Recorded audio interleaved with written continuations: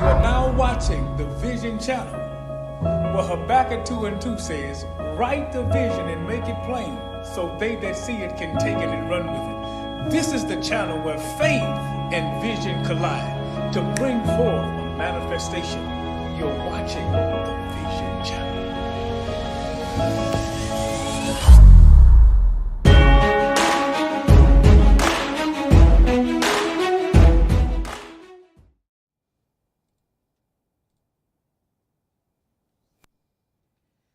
Dr. Tony Evans said, and I quote, the disintegration of the family is the most devastating thing facing urban nation. Good evening to everyone, our audience, our viewers, to you, my talk show. Welcome to Sandra. Let's Talk with Sandra. So, this evening, I am so excited to have a special guest here with me, the one and only Pastor Charlie Tutson, pastor of Canaan Land Baptist Church. He also pastors a second church, St. Mark Baptist Church. So, my viewers, my audience, help me welcome Pastor Charlie Tutson here on this evening. So, Pastor Tutson, we welcome you this evening. Thank you so much for having me, Sister Sandra. So, Pastor Tutson, as we get ready to get in, I know we kind of a little bit behind time, but it was all good. It was for good reason. Pastor Tutson was here by divine, so he just didn't come by accident. It was meant for him to come on today. So I bless God for him. I bless God. I thank you, Pastor Tutson. Thank you for having me. As we get ready to get started, Pastor Tutson, I have some questions, and this month we're focusing on marriage enrichment. Awesome. So as we continue our series on marriage enrichment, the first thing I would like to say, Pastor Tutson, is we know that Father's Day is right around the corner. That's something big with us. Some who have fathers, some may not have fathers, but it's real big. It's a real big day. So, Great. Pastor Tutson, tell us a little bit about yourself, your wife, your kids, your church, Great. churches. Great. Charlie Tutson is just I'm a basic and humble guy, but I come from a loving family. I have 5 sisters. One is resting in glory. I have 4 living sisters, one resting in glory. No brothers, so I grew up the only boy, and I'm the 5th of 6. Wonderful wife, married young, wonderful wife of 32 years now, Miss Londa Goins Tutson. We collectively have 5 children. And only 1 grandchild that we're thanking God for, but 5 adult children and a wonderful wife of 32 years, amazing, an exciting life. So, pastor the Canaan Land Baptist Church. I've been pastoring the Canaan Land Baptist Church for 24 years now, and I pastor the St. Mark Baptist Church. Sunday past, I celebrated 1 year as the installed pastor of the St. Mark Baptist Church. So it's an exciting journey right now. We congratulate you on St. Mark, Pastor Tutson. So, Pastor Tutson, this is our marriage enrichment month. As I stated, you are a pastor and you pastor 2 churches. How does that affect your marriage? The dynamic on it can definitely present a strain. But one of the things I'm grateful for is that my spouse is about as involved in ministry as I am. So she works behind the scenes, aiding and assisting, so that I can be as comfortable to do what God has assigned me to do. She's a very tremendous help. So I'm grateful to God for that.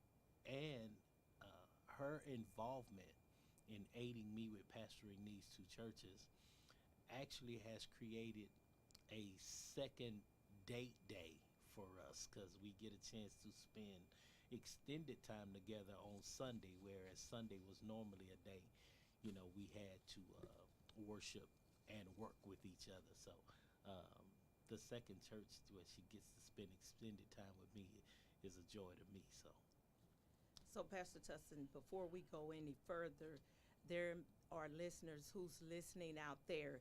So, I just want to give out the number just in case we have some callers that may have some questions, who may be dealing with some issues in their marriage, who may be just going through, or just need a word of prayer. So, I'm going to give that number out. great. You can call 281 888 4042. Again, that's 281 888 4042. Pastor Tutson would love to talk with you. So, Pastor Tutson, we all know, as I stated, Father's Day is coming up, and most of the fathers are missing from the family dynamic. Why is this? Well, a lot of times when it comes to the responsibility of father, the responsibility of father it's a weighty one, but it's weighty with much responsibility with very little appreciation. Um, as a father, most times you're responsible for provision and you're responsible for discipline. So you're the one most times they don't like to see coming. And a lot of fathers don't like being in that position. They don't like that responsibility. They don't like that perception or that perspective. So they shy away from it. And they rather deal with it from a distance than being present and hands on. Do you believe in the D word? It depends on it depends on what D is standing for. uh, if the D word is divorce, no, I don't believe. I don't believe in it. But um, I really feel like this.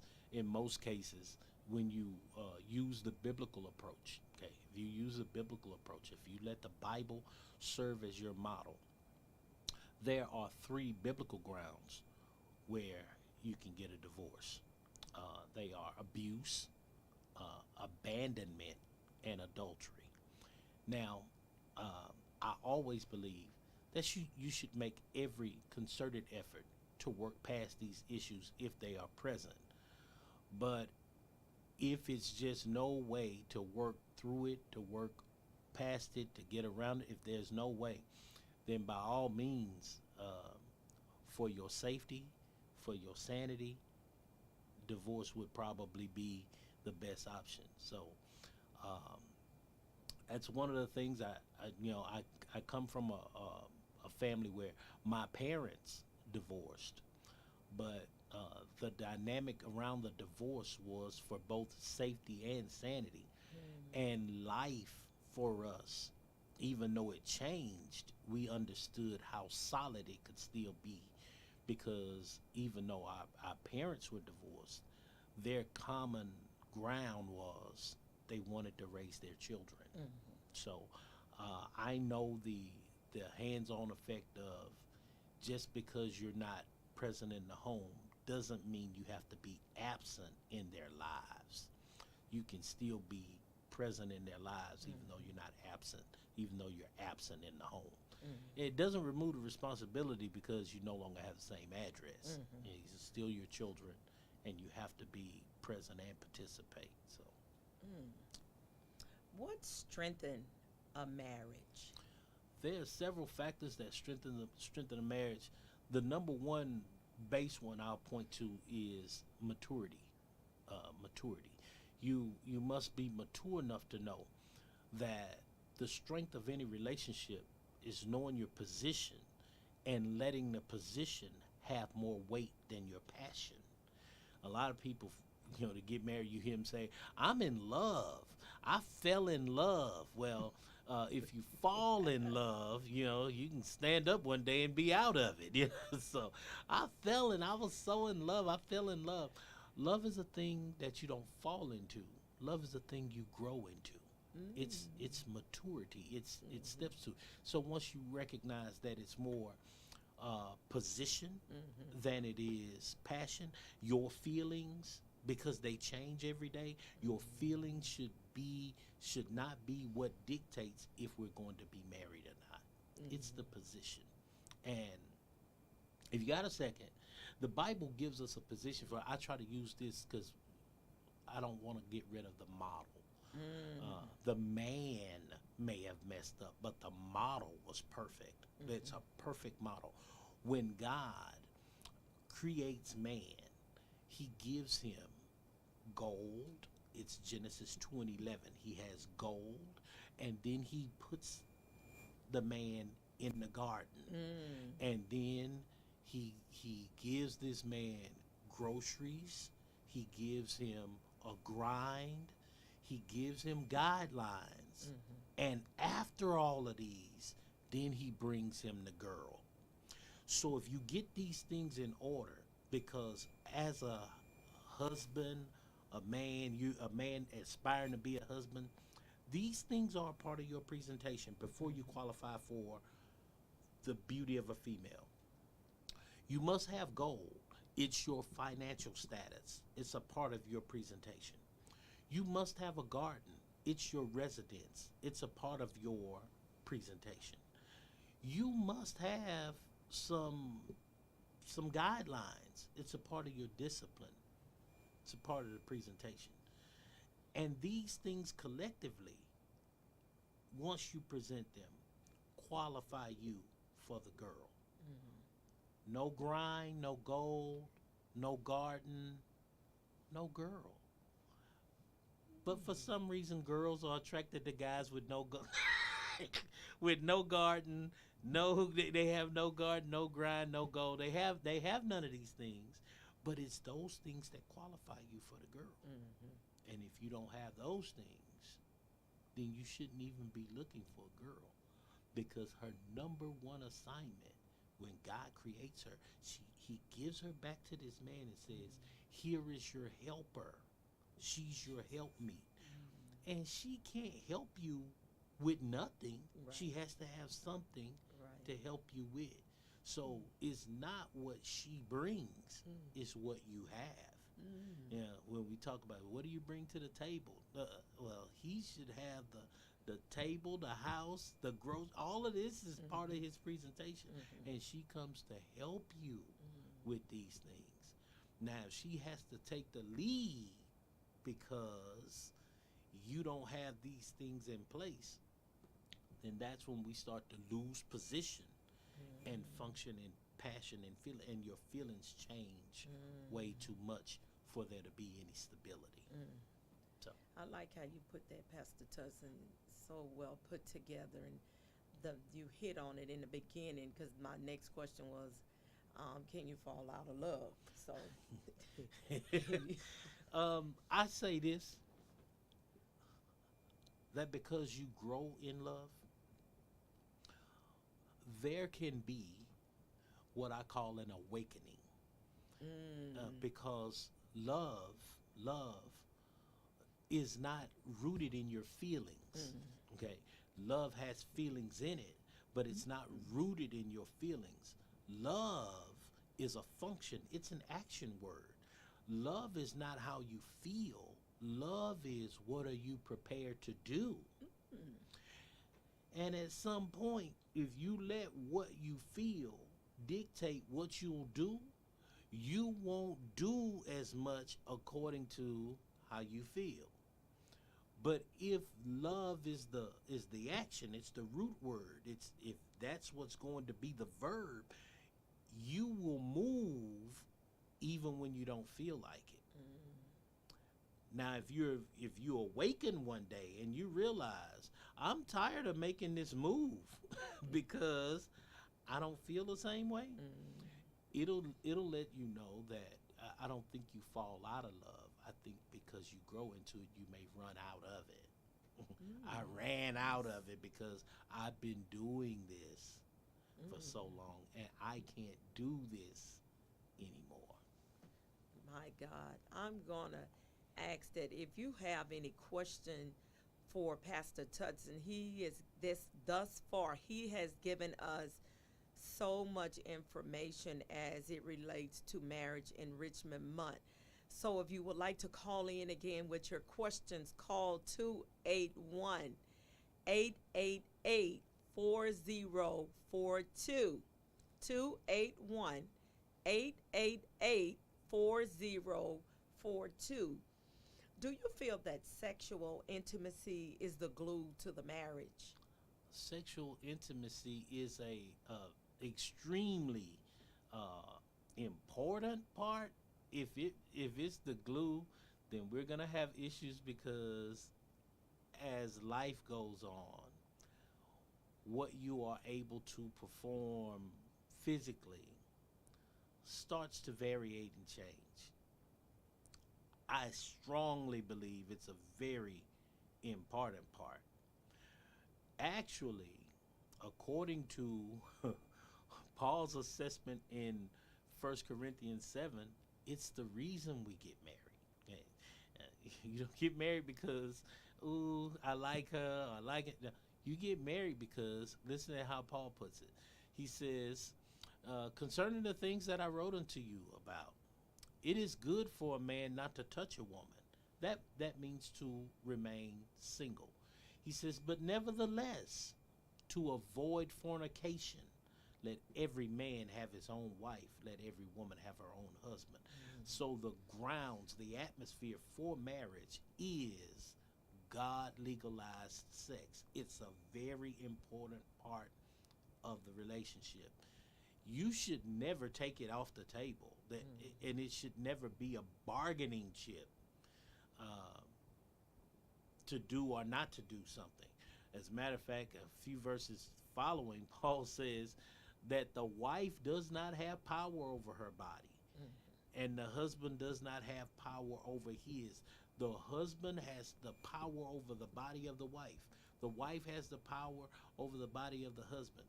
And Paul warns us that if you're going to take sex out of the equation because you're fasting or you're ill or you don't fit, if you're going to take sex out of the equation for any period of time, you can only do that with your spouse's permission.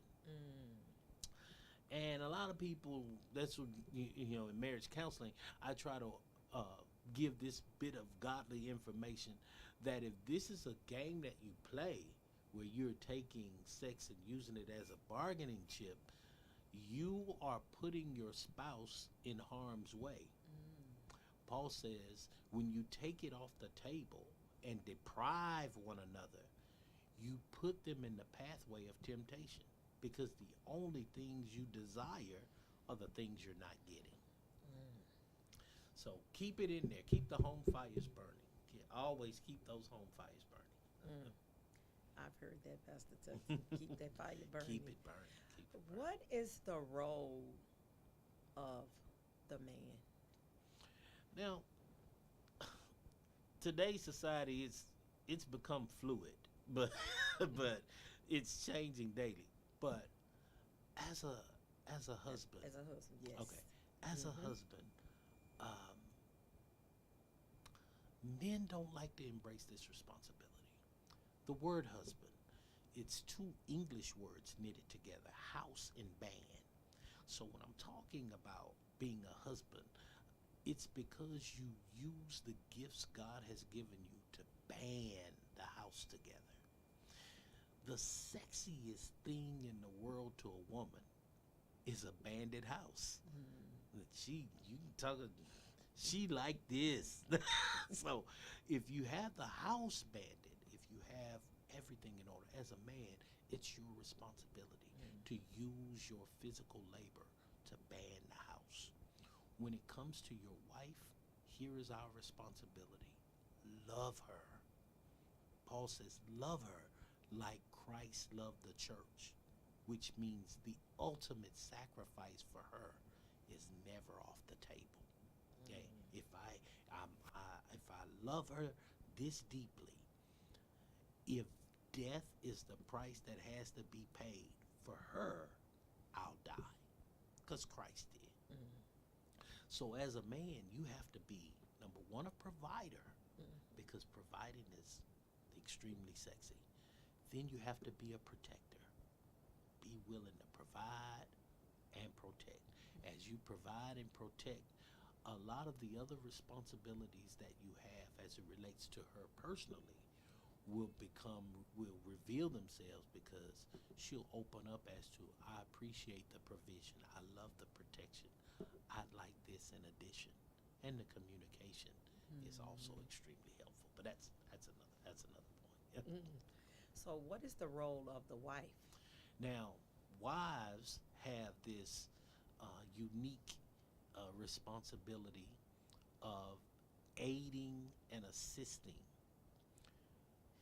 Her role is to make sure that things are always rolling. Mm. But she does that following the lead off of what has been provided. Mm. Okay. As he provides, she keeps it rolling. She keeps.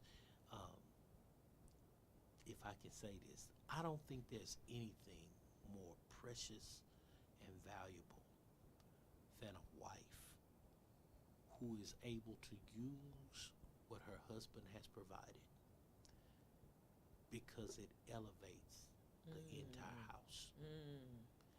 Mm. The house lives on his provision, but her enhancing. Mm. She, whatever you give her, Mm. she's going to give it. When she gives it back, it's always better than when she got it. So you give her eggs in the carton, she can give you an omelet. And the omelet is always better than the eggs in the carton. But she thrives off of the male provision. She's not a squanderer. That was one of the traits that Solomon's mother was telling him in Proverbs 31, that this woman that I'm describing to you, she does not waste or squander the things that you provide. She knows how to use what you give her to enhance the whole house. And that's her only role, to take what I've been given and make it work for everybody connected to us in this house. While he may be, my mom told me this in her lifetime. She says, a husband is the head, but a great wife is the neck that turns the head, because she provides him the stability and the motivation that's needed to keep producing. Why do I produce? Because when I bring it to her, she has a way of making everything better by what she does when she does what she does. So their roles, they feed off of each other. They're in sync with each other. His provision, her production. She's making it happen. She's making it happen. And you will rush home as a man when you know she's making it happen, because it's beautiful. It's beautiful. It's sexy. It's beautiful. It's motivating. You do your absolute best when you bring it to her, and she starts. And she makes it work for everybody. Your children look great. She looks great. She has you looking great. You can almost always tell single men. Because they look undernourished. But wives, they know how to feed you. He needs greens this day. He needs more water. They know how to make you look like you come from somewhere where love and stability is. There's nothing like it. That's why their roles are invaluable. Husbands are extremely important, but the role of a wife and a mother is invaluable. You can't get it anywhere else. My God. Yeah, you can't get it God. anywhere else. What are some of the early signs of marriage erosions? I like this one. Marriage erosion. Here's how one of the first things you can tell. The number one contributor to strong marriage is always communication of any kind. Okay, communication of any kind. So when the communication starts to fade, Mm. that's the number one sign of marriage erosion. Mm-hmm. Even if the communication is not as healthy as some would Mm-hmm. like for it to be. The Mm-hmm. fact that it's present, if you're still communicating, Mm-hmm. whatever the issue is, we can work through it Mm. as long as we're communicating. Mm-hmm. When we stop communicating, we can't solve it because Mm. now there's no ingredients to make the product. Mm. You have to have that communication. So when you start noticing, I haven't heard from her today. Mm. I haven't heard from him today. What are they doing with the time that used to be filled with our communication? Mm. And that's a sure sign. Mm. Check on it. Mm. Check on it. So what shall we do about them? When the factors of marital erosion show up, um, forgive me for putting it this way, but we have more love and care for other products in our lives than we do our marital relationship. If you have a relationship that has uh, been extended any period of time, you have to do more to it to keep it rolling right. It's like a vehicle with high mileage. Mm. You don't throw it away because it's got high miles, but you may have to change the oil more frequently. You have to bring your relationship in, bring your marriage in for a checkup, bring it in for tune-ups. Do things to it to keep it going at premium level. You know, it needs breaks, Mm-hmm. it needs attention, it needs maintenance, it needs tune up, it has your relationship is a living organism. It has needs. It has to be fed, it has to be nurtured, it has to be pampered. You have to make some investments in your relationship, and some of that requires that you do maintenance to it. You know, pull it off the road. Listen, we need to do something about this because it is not what it used to be. Let's check on where did we veer off the path that we were on. What happened to us? And you can't just say life got in the way. No, True. we looked at this happen to us. So why didn't we fix it when we saw it veering off the road? I like that. When marriages fails, who suffers the most? When marriage fails, it's always. I have this written down, so forgive me for quoting my old stuff. I always say when marriages fail, the people who get hurt the most or those who were not big enough to be in the fight. Mm. Right? Those who were not big enough to be in the fight. They weren't they had nothing to do with the coming together. They had nothing to do with coming here. And they really have nothing to do with the falling apart. But they suffer the most. Children who are offspring, they suffer the most. I always say this. As it relates to a community, communities are built on families. And when one family falls apart, here are some children who are friends with their neighbors who will probably be leaving this address and abandoning these friends. And then because those friends will no longer be a part of their lives, they suffer emotionally. And now I have a relationship where my parents are not together. So now not only are they suffering emotionally because they don't have friends, they're also suffering psychologically because I don't know how to reconcile this dynamic.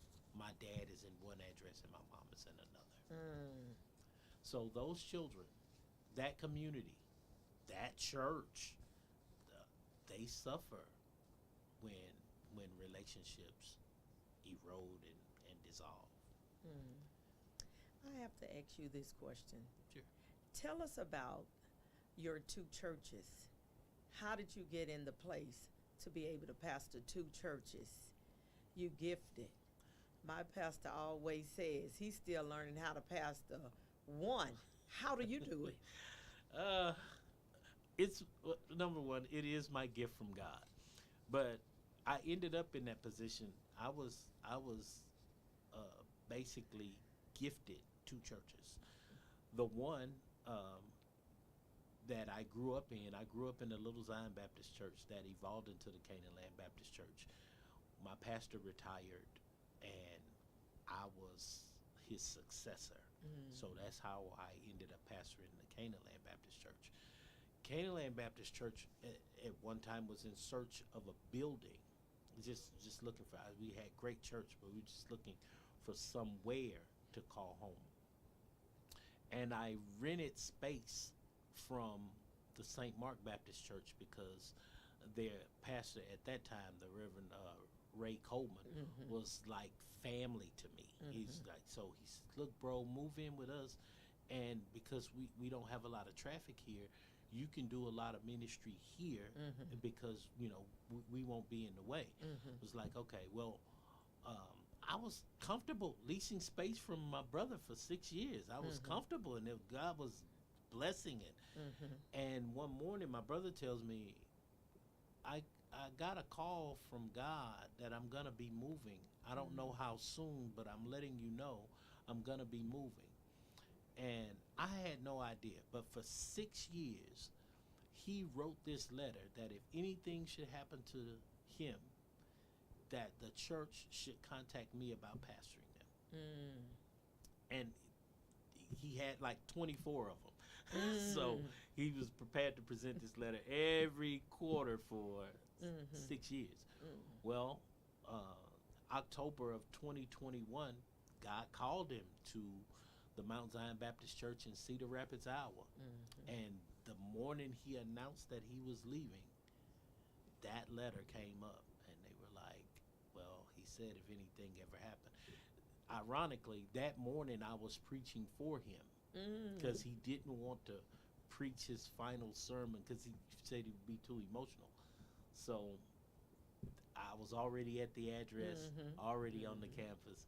I just wake up a little earlier and come and preach to them too. So that's how I ended up with two churches. But they're two churches in one location. One location. So that's awesome. Do you have a marriage ministry at your church? We have a marriage ministry at our church. We have we visit it every so often. The marriage, we call it, my wife and I call it marriage maintenance. And what we do is we check in on married couples, and we may have a night where it's just married couples. And what we'll do is have like movie night, because one of the things that married couples whose marriages go through several strains, they forget to date. And we got children, we got work, and we got this, we got that. And they treat each other as if they become a chore. And we just check in to make sure that they're still, tending to the dating scene. And we have 3 phases of pulling to the side that we tell them, this is how you pull your marriage over. We have what we call vacation, staycation, and vacation. For vacation, it's just a weekend where you take your girl away. I like that. You don't have to leave the city. You don't have to leave this. Just take her. She's not staying home tonight. We go away. For staycation, which has become extremely popular, I'm hearing. Somebody told me that it's a big thing now that people staycate. And what we do for staycation is we learn something that's fabulous about our city. We're not staying home for the weekend. Okay, we're not. No, the vacation is for the night. You're not staying home tonight. The staycation is you're not home for the weekend. Okay, so we may for the weekend go to a local hotel and just get away. And we're somebody else this weekend. Okay? We're somebody else for the weekend. And you treat life as if this is your new residence for 2 days. So you go to church from there on Sunday morning, and it gives you a great deal of appreciation for the one that you're with. Then vacation, you don't take the children, you don't just you and her, and we're gone for 7, 8, 9 days. We're gone because these are the points that we use for marriage maintenance. So we maintain our marriages by making sure we set aside this day. We maintain our marriages by making sure we set aside this weekend, and then we have a point on the calendar where we set aside this week. And it helps. It helps. So we, in our marriage ministry, we try to make sure that these couples have, if they haven't had them, we make sure they can get them. Okay, we make sure they can get them. We try to provide them with ideas and funding because marriage is important. You said a lot right there, Pastor Tutson. And it is so very important that couples have date nights. I know people are listening out there right now that's having marital issues, who's going through, who may not know what to do. Right.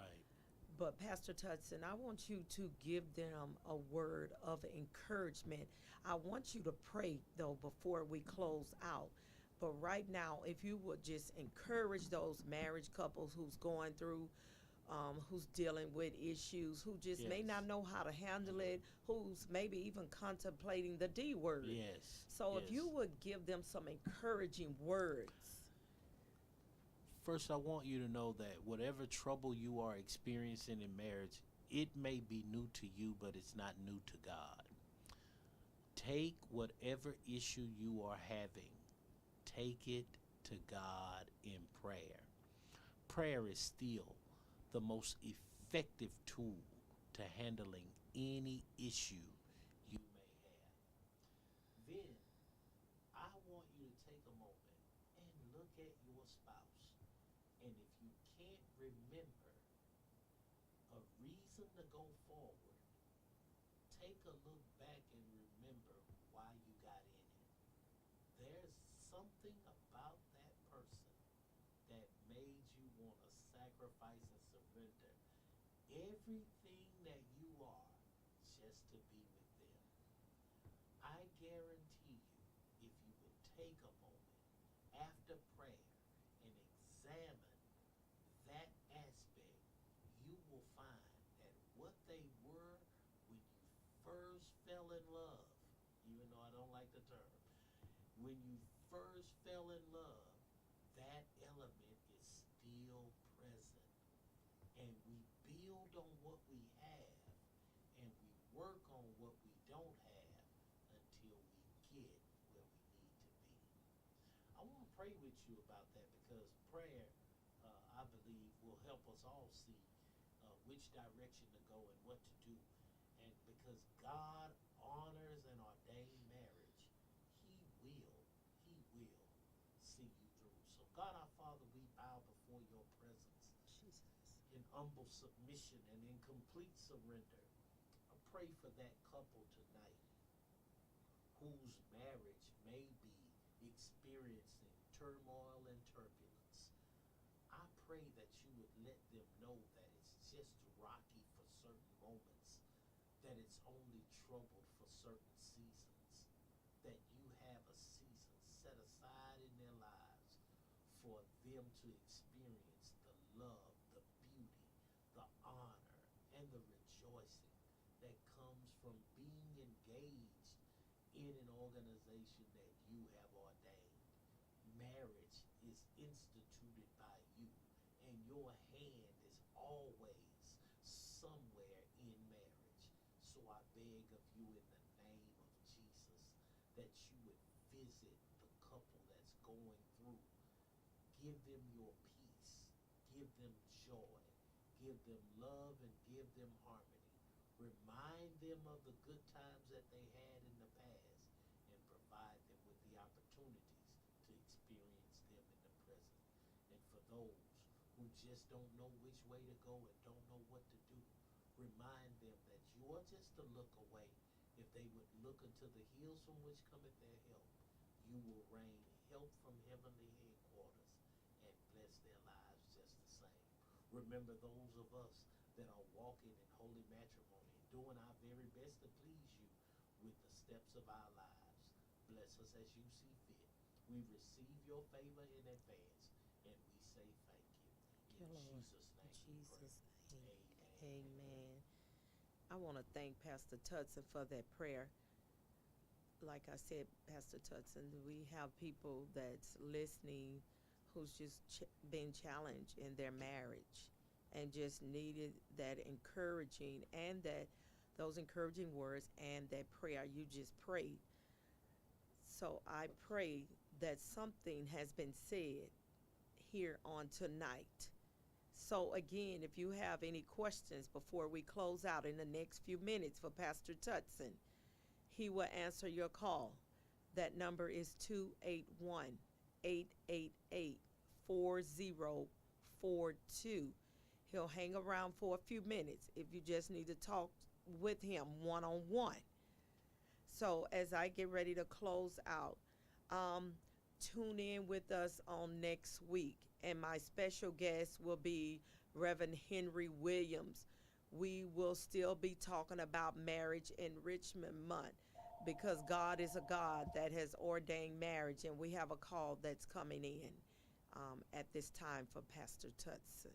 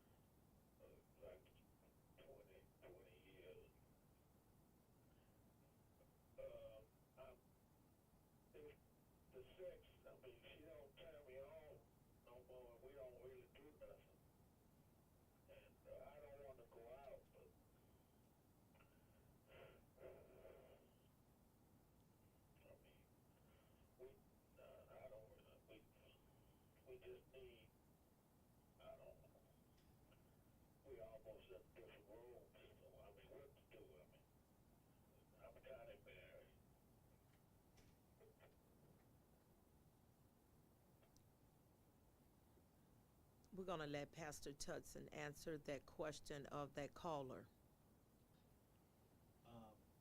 I can understand the embarrassment there, but it's an issue that a lot of people have.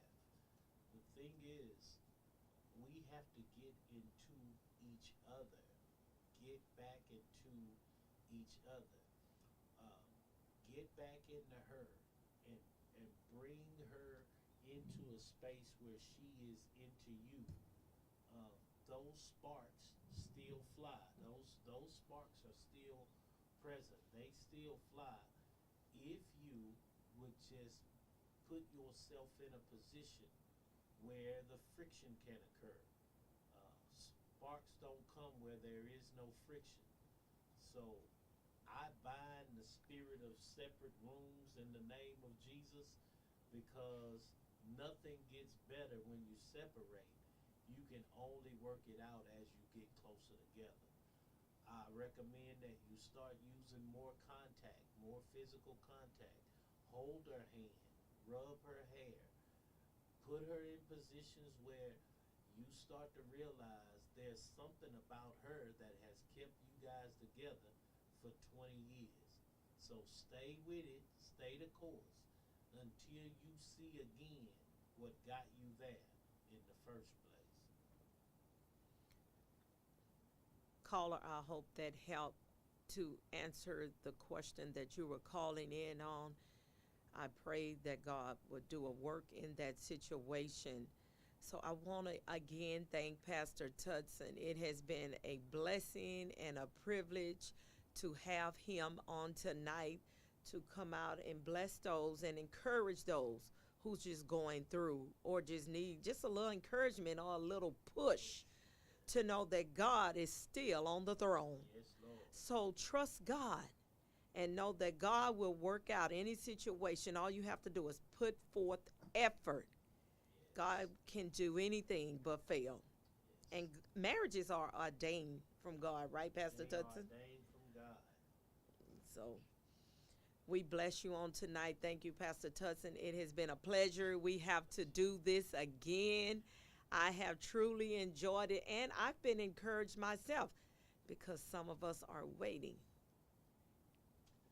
There is a day coming. So we'll see you all on next Tuesday. Stay tuned. 6 o'clock, on next Tuesday for my special guest as we continue marriage enrichment. God bless you.